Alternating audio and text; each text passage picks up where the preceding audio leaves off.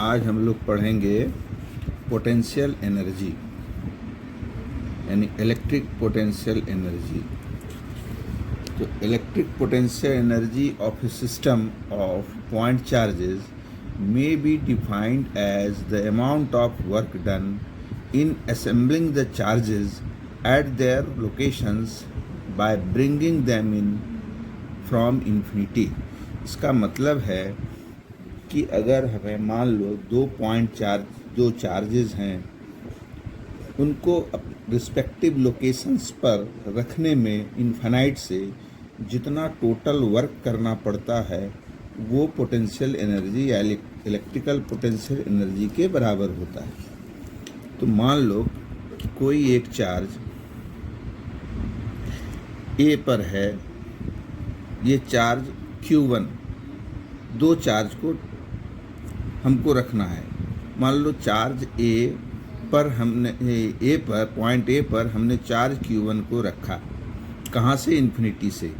चूँकि point A पर या इसके आसपास यहाँ कोई इलेक्ट्रिक फील्ड नहीं था इनिशियली,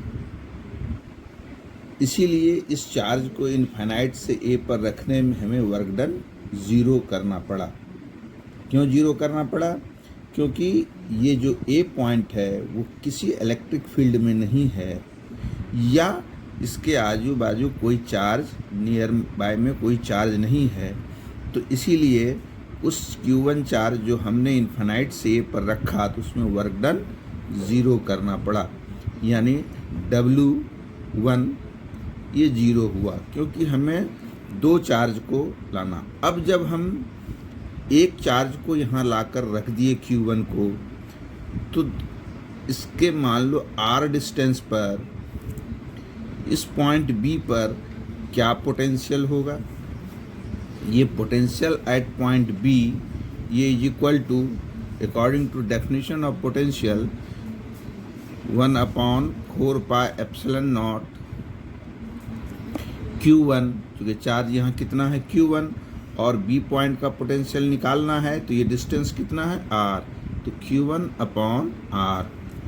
ठीक है, ये B पॉइंट का पोटेंशियल हुआ। अब हम इस पॉइंट पोटेंशियल का हम लोग एक वर्क पोटेंशियल का एक फार्मूला होता है कि potential point at point B ये is equal to work done upon charge. ये कौन सा चार्ज है? Test charge. अगर हम किसी चार्ज Q0 को B पॉइंट का पोटेंशियल का फार्मूला ये है 1/4 पाई एप्सिलॉन नॉट Q1/R, चूँकि ये चार्ज Q1 है R, और पॉइंट B का potential according to definition it is the work done in bringing unit charge from infinity to that point B। इसका मतलब है कि अगर हम किसी चार्ज को यहाँ अगर Q0 हमने लिखा है, तो अगर हम इनफाइनाइट से Q0 चार्ज को B पर रखेंगे तो पोटेंशियल जितना वर्क करना पड़ेगा वो पॉइंट B का पोटेंशियल होगा। इसीलिए पॉइंट B का पोटेंशियल W/Q0। तो इससे हमें क्या मिलेगा कि W work done is equal to B point का पोटेंशियल इनटू जिस चार्ज को हम ला करके यहाँ रखेंगे। अब हम किसी दूसरे चार्ज Q2 को B पर रखेंगे। अगर हम Q2 को B पर रख रहे हैं तो वर्क डन इस फार्मूले से कितना होगा? तो वर्क डन होगा potential at point B into किस चार्ज को हम रख रहे हैं? यहाँ हमने कौन सा चार्ज इन्फिनाइट से ला के रखा? Q2, इसीलिए VB इंटू Q2। अब VB की वैल्यू हम लोग अगर रख दें तो VB की वैल्यू कितना है? 1/4 पाई एप्सिलॉन नॉट Q1/R और इंटू Q2, यानी ये वर्क डन हुआ Q2 को B पर रखने में। पहले समझिए पोटेंशियल एनर्जी क्या होता है। इलेक्ट्रिकल पोटेंशियल एनर्जी, अगर किसी सिस्टम ऑफ चार्ज को यानी नंबर ऑफ चार्जेस को हम किसी भी लोकेशंस पर रिस्पेक्टिव पोजीशन पर अगर रखना चाहते हैं तो रखने में उस चार्ज को इनफाइनाइट से उस पॉइंट पर रखने में कितना वर्क करना पड़ेगा, वो total work done is called electrical potential energy of system. मान लीजिए यहाँ टू सिस्टम चार्ज है, दो चार्जेस हैं।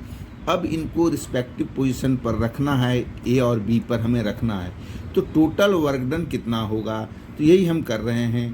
पहले चार्ज Q1 को ए पर रखा, तो चूँकि पहला फर्स्ट चार्ज जो Q1 है उसको जब हमने ए पर रखा तो यहाँ पर कोई चार्ज ऑलरेडी पहले से नहीं था, इसीलिए नेटवर्क इलेक्ट्रिक फील्ड नहीं था, इसीलिए यहाँ पर Q1 रखने में हमें वर्क 0 करना पड़ा।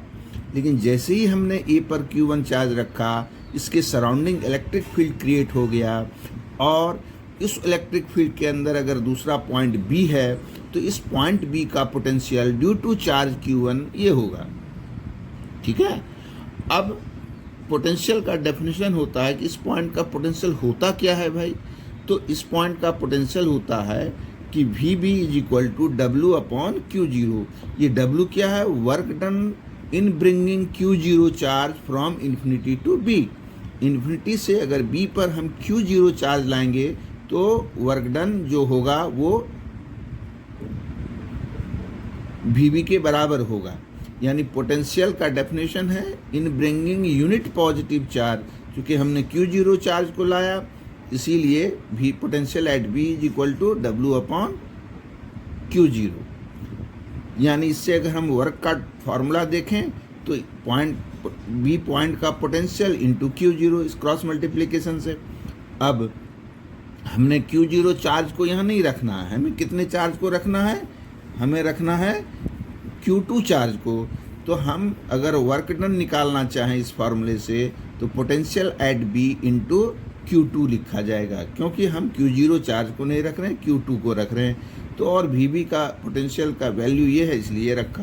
तो ये वर्क डन हुआ। तो टोटल वर्क डन कितना हो गया दोनों चार्ज को, टोटल वर्क डन कितना हो गया, जो पोटेंशियल एनर्जी के बराबर होगा, ये W1 प्लस W2।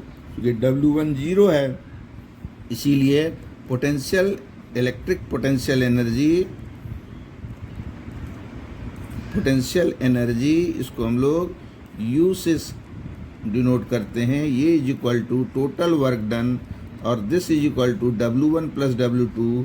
तो W1 0 है, तो ये क्या हो जाएगा 1/4πε0 Q1 Q2/R। ये आपका potential energy two charge system के लिए है। अब यही हम अगर निकालें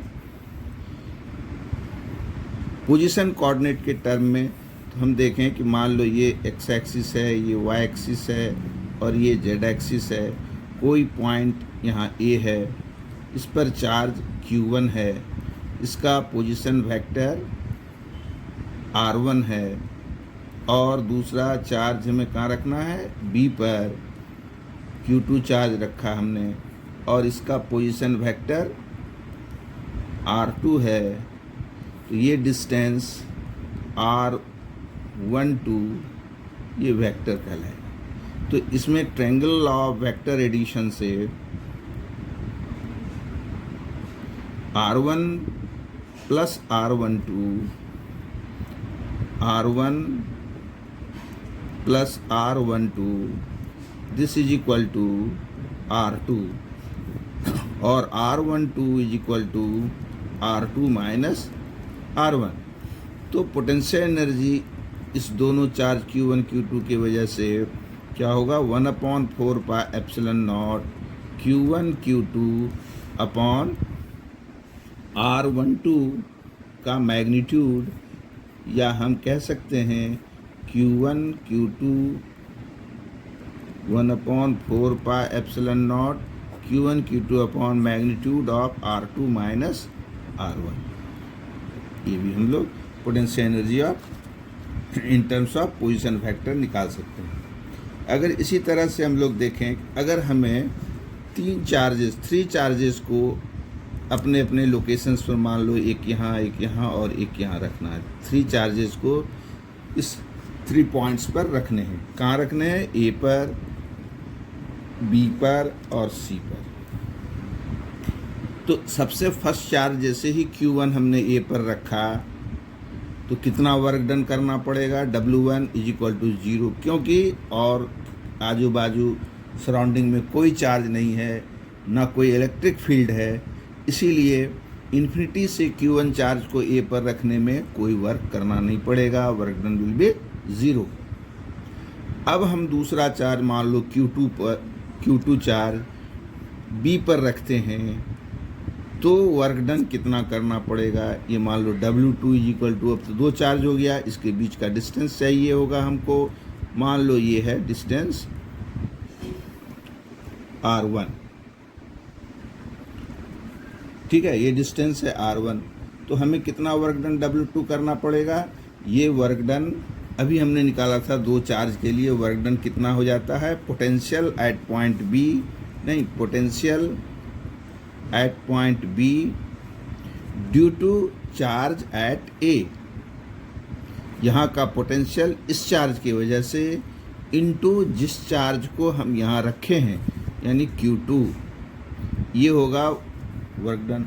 और अब हम तीसरे चार्ज को यहाँ पर रखना चाहते हैं Q3, तो यहाँ पर वर्क डन कितना होगा इस तीसरे चार्ज को रखने में?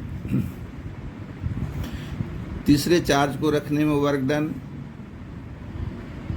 Potential due to potential at C, ठीक है, potential at C due to charge Q1 at A into किस चार्ज को रखे? Q3 को। लेकिन साथ साथ इस चार्ज के वजह से भी पोटेंशियल होगा, तो plus potential at point C due to charge at B into यहाँ पर तो वही Q3 चार्ज है, सेम है, इसलिए Q3। तो ये 3 चार्ज को रखने में हमें टोटल वर्क डन, ए को रखने में वर्क डन नहीं हुआ, समझ में आया? अगर बी पर Q2 रखते हैं, इन दोनों के बीच जो वर्क डन होगा वो पोटेंशियल एट बी इनटू जिस चार्ज को रखते हैं, लेकिन potential at B due to charge Q1, ये लिखना है इसमें। जब हम तीसरे चार्ज को रखते हैं तो अब इस पॉइंट पर ए चार्ज की वजह से पोटेंशियल होगा, साथ साथ चार्ज बी की वजह से भी पोटेंशियल होगा। मान लो ये डिस्टेंस R2, ये डिस्टेंस R3, ठीक है। तो हमें इस Q चार्ज को जब C पर रखने Q3 चार्ज को, तो चार्ज A की वजह से कितनी पोटेंशियल है? तो potential at C due to charge A, due to point A, charge at point A into जिस चार्ज को रखते हैं Q3। अब ये तो हो गया इस पॉइंट का पर work done due to potential charge at A, लेकिन B की वजह से भी तो C पर पोटेंशियल होगा। अब B के वजह से C पॉइंट पर जो पोटेंशियल होगा वो potential at C due to charge at B into जिस चार्ज को रखे हैं Q3 को, तो ये होगा चार्ज Q1 को रखने में वर्क डन, ये होगा चार्ज Q2 को रखने में वर्क डन, और ये होगा चार्ज Q3 को रखने में वर्क डन। तो टोटल वर्क डन यानी potential, electric potential energy U = क्या हो जाएगा? W1 plus W2 plus W3। अगर हम W1 की वैल्यू रखें तो 0 प्लस W2 की value VBA into Q2 plus W3 की वैल्यू रखें तो VCA into Q3 plus VCB into Q3। ये टोटल वर्क डन हुआ, यही total work done potential energy के बराबर होगा। अब VBA हमें कितना है? अब ये देखेंगे कि पॉइंट B का potential due to charge at A, तो ये डिस्टेंस R1 है और ये दोनों चार्ज Q1 Q2 है। ये फार्मूला हमको किसी पॉइंट का पोटेंशियल के लिए यही फार्मूला यूज होता है। किसी पॉइंट का पोटेंशियल अगर निकालना है तो 1/4πε0 जो चार्ज है अपॉन डिस्टेंस, तो हमें क्या मिलेगा? VBA, तो ये चार्ज कितना है? Q1, तो VBA का वैल्यू होगा 1/4πε0 potential at B due to charge Q1 at A, तो Q1 अपॉन डिस्टेंस R1 और ये Q2 इंटू है, ठीक है, प्लस VCA। अब C और A यानी पॉइंट C पर पोटेंशियल, तो 1/4 pi epsilon naught point C पर potential due to charge at A, charge A पर Q1 है, इसलिए Q1 अपॉन डिस्टेंस कितना R2 इंटू Q3, ठीक है। अब प्लस VCB, अब potential at C due to charge Q2, तो 1/4 पाई एप्सिलॉन नॉट, ये तो कांस्टेंट है, C पर potential due to charge Q2, इसीलिए Q2 अपॉन R3, ठीक है, और इंटू Q3। तो हमें क्या मिल गया, टोटल पोटेंशियल या potential energy of 3 charge system. समझ में आ गया। अब हम लोग एक क्वेश्चन करते हैं कि कैसे पोटेंशियल एनर्जी का फार्मूला, एक्चुअली अगर देखा जाए तो पोटेंशियल एनर्जी का फार्मूला आप देखिए कि इस 3 चार्ज, यहाँ देखिए इसके लिए क्या है कि टोटल पोटेंशियल एनर्जी ये तो कांस्टेंट है 1/4 पाई एप्सिलॉन नॉट मीडियम के लिए, तो ये दोनों चार्ज के लिए Q1 Q2 अपॉन डिस्टेंस, ठीक है, फिर Q1 Q3 अपॉन डिस्टेंस, फिर Q2 Q3 अपॉन डिस्टेंस। यानी सिंपली आप लिख सकते हैं, अगर ये इतना करने की ज़रूरत नहीं है, अगर 3 चार्जेस को हमने 3 कॉर्नर्स पर रखा है तो total potential energy 1/4 pi epsilon not constant है, इन दोनों के Q1 Q2 अपॉन ये distance, Q1 Q3 upon this distance और Q2 Q3 upon this distance. ये सिंपल फार्मूला है, तो इससे हम लोग potential energy of a system निकाल सकते हैं। अब एक क्वेश्चन है, देखिए, determine the potential energy of the charge configuration shown in figure.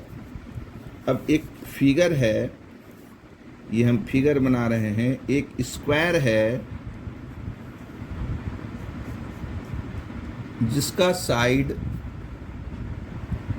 A है, एक स्क्वायर है जिसका साइड A है और इस पर चार्ज यहाँ -Q, यहाँ चार्ज है -Q और इधर चार्ज है +Q और इधर चार्ज है +Q। ये 4 कॉर्नर पर, मान लो इस पॉइंट का नाम A, B, ये C और D रखे, तो इस कन्फिग्रेशन में अगर स्क्वायर के 4 कॉर्नर्स पर अगर हमने चार्ज रखा है तो इस सिस्टम का पोटेंशियल एनर्जी क्या होगा, ठीक है। तो इस सिस्टम का पोटेंशियल एनर्जी अगर हम लोग निकालेंगे तो कैसे निकालेंगे, तो potential energy due to charge at A and B, इन दोनों के बीच पोटेंशियल एनर्जी कितना है, यानी K, ये दोनों चार्ज यानी -Q इंटू -Q, ये दोनों चार्ज का इंटू और डिवाइडेड बाय डिस्टेंस A। ये कांस्टेंट तो जानते हैं 4 पाई एप्सिलॉन नॉट के बराबर होता है। अब हम लोग प्लस, ये तो इस दोनों के बीच निकाले, अब इन दोनों के बीच निकालना है, इन दोनों के बीच फिर निकालेंगे K -Q, ये चार्ज है और ये चार्ज +Q है अपॉन डिस्टेंस A है, ठीक है, प्लस तीसरा क्या निकालना है, इन दोनों के बीच निकालेंगे, तो K, दोनों चार्ज Q और Q है, Q अपॉन डिस्टेंस भी A है, ठीक है, प्लस इन दोनों की वजह से निकालेंगे, इसमें K, एक पर चार्ज +Q दूसरे पर -Q अपॉन डिस्टेंस, चूँकि स्क्वायर है तो A है। अब और क्या निकालना है अब इन दोनों के बीच भी पोटेंशियल एनर्जी निकलेगा और डायगोनल कितना होता है किसी भी स्क्वायर का, डायगोनल √2 इंटू साइड, तो ये डायगोनल हो जाएगा √2A, ठीक है। तो इन दोनों की वजह से भी पोटेंशियल एनर्जी निकालेंगे, फिर इन दोनों डायगोनल के क्रॉस भी पोटेंशियल एनर्जी निकालेंगे, तो यहाँ पर फिर K और इन दोनों के लिए निकालेंगे तो +Q and -Q upon distance यहाँ हो जाएगा √2 इंटू ए, फिर प्लस ए दोनों डायगोनल के क्रॉस निकालेंगे तो यहाँ पर के, यहाँ पर प्लस क्यू और इधर माइनस क्यू, अपॉन डायगोनल तो इक्वल होता है इसलिए √2 इंटू ए, यानी 1 2 3 4 5 6 जो आप देख रहे हैं कि इन दोनों के बीच, फिर इन दोनों के बीच, फिर इन दोनों के बीच पोटेंशियल एनर्जी, फिर इन दोनों के बीच पोटेंशियल एनर्जी, फिर डायगोनली पोटेंशियल एनर्जी, तो ये सारे पोटेंशियल एनर्जी हर दो चार्ज के लिए निकाल के, यानी work done, total work done इतना ही होगा और ये पोटेंशियल एनर्जी के बराबर होगा। अब के कॉमन है, क्या है ये, Q plus Q square upon A, ये कितना हो गया, plus minus minus Q square upon A, ये क्या हो गया, plus plus plus Q square upon A, ये हो गया plus minus minus Q square upon A, ये हो गया minus Q square upon √2a, ये भी हो गया minus Q square upon √2a। ये आपका, इसमें क्यू स्क्वायर अपॉन ए माइनस प्लस कैंसिल हो गया, क्यू स्क्वायर अपॉन ए माइनस प्लस कैंसिल हो गया, तो क्या अब रेस्ट बच गया, तो -2q स्क्वायर अपॉन √2a, ये हुआ आपका potential energy of the system. समझ में आया? ऐसे ही हम लोग निकाल सकते हैं कि एक क्वेश्चन है, calculate the work done to dissociate the system of 3 charges placed on the vertices of a triangle as shown in figure.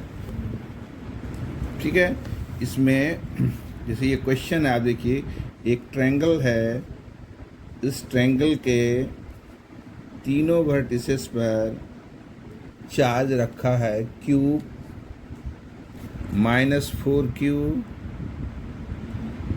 And +2Q, और इसका डिस्टेंस, इक्विलैटरल ट्रायंगल है, डिस्टेंस 10 सेंटीमीटर।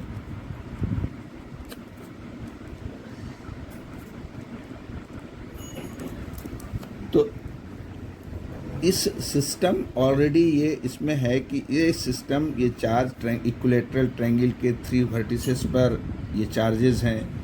इस चार्ज को डिसोशिएट करने के लिए total कितने energy की ज़रूरत पड़ेगी, तो जितनी एनर्जी इसमें है उतनी ही एनर्जी की ज़रूरत पड़ेगी।